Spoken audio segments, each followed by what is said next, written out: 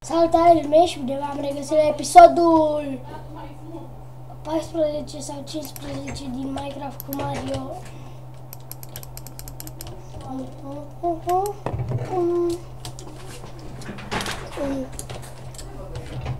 Învățăm.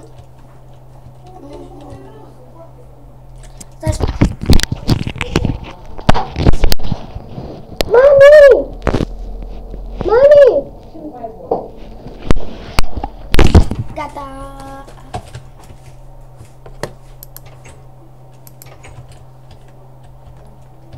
Uitați aici! Ia-ți voi de astea, mă! Ia uitați aici! Hai să tăiem un copăcel frumos! Trebuie să nu mai existe trala!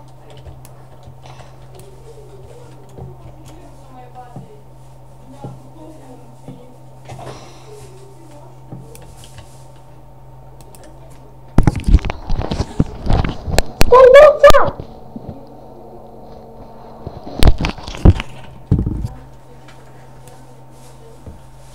Pa pa pa pa pa pa pa.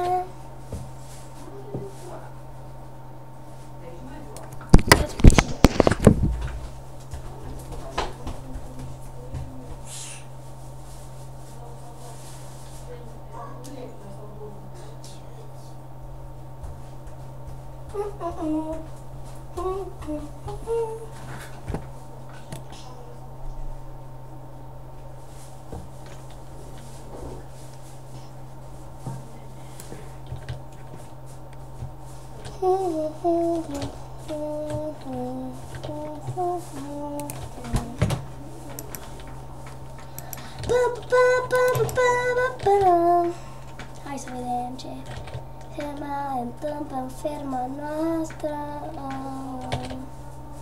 În ferma noastră cea frumoasă, tot frumoasă.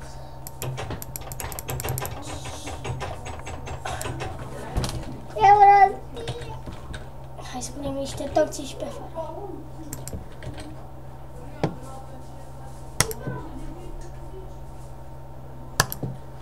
Așa. Să avem și lumină. Să avem și lumină. Amestecă.